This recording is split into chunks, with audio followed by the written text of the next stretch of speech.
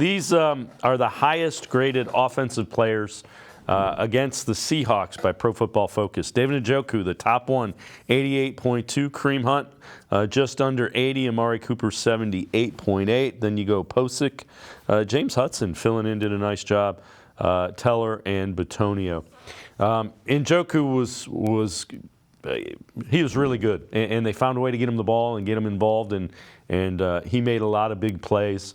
The other one is Hudson. You know, he came in and you didn't hear his name called a lot. That's a great sign. That's the key. We had to be told that he was in. Your eyes just didn't get drawn to someone getting beat left and right. And Njoku, like, was he good or was he just finally getting involved? Because I think he's been the same player the whole season. It's just there was an emphasis this week to get him the ball, and it paid off because this team struggles with yards after the catch. You want to get an uptick in that? Throw it to Njoku. That's an easy way to get some yards after the catch because he's perfect at turning upfield and getting every inch that he can possibly get. What are some things you'd like to see more of this offense moving forward?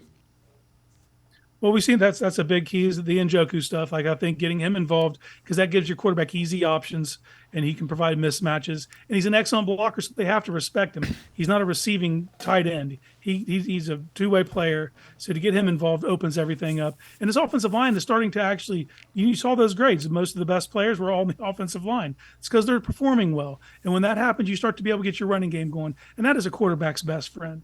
And just given where the quarterback situation is, they need to be able to rely on that running game. And then they have to figure out a way every so often to be able to take shots. They haven't really figured that out yet, but that's the other part of this offense that's missing. You start hitting explosive plays, and everything else starts to open up. So Marquise Goodwin, Elijah Moore, they need to start emphasizing that. And now with Cedric Tillman kind of stepping into this role, at least we're assuming, I think there needs to be an emphasis on getting him the ball downfield because he's a big-bodied guy who excels at the point of catch. So I would look for that as well. The other one, and I think we've talked about this before, the more I see of Pierre Strong, it's like let's get him a few more carries. Yeah, he touched the ball 11 times and he had 82 yards. Now a lot of that's 41 yards on a screen, but that's part of it, man. Let's see what he looks like with 15 touches. Let's get crazy. Let's get him the ball 5 more times because I think he's primed to break one, and he has a different gear that those other running backs don't have. And it's not that Jerome Ford's slow. You've seen him in the open field, that 69-yarder. I just think that there's a different gear with Pierre Strong, and they need to utilize that. You're seeing that when they pitch the ball to the left. He hits that corner, and he's just downhill. So they need to figure out different ways to get the ball in his hands. So this is also big plays through 8 weeks. This is from Marcus Mosher. The Browns, one of them's rushing, so rushing 10-plus yards. The Browns have 29 of those. Receiving 20-plus yards. Browns only have 17.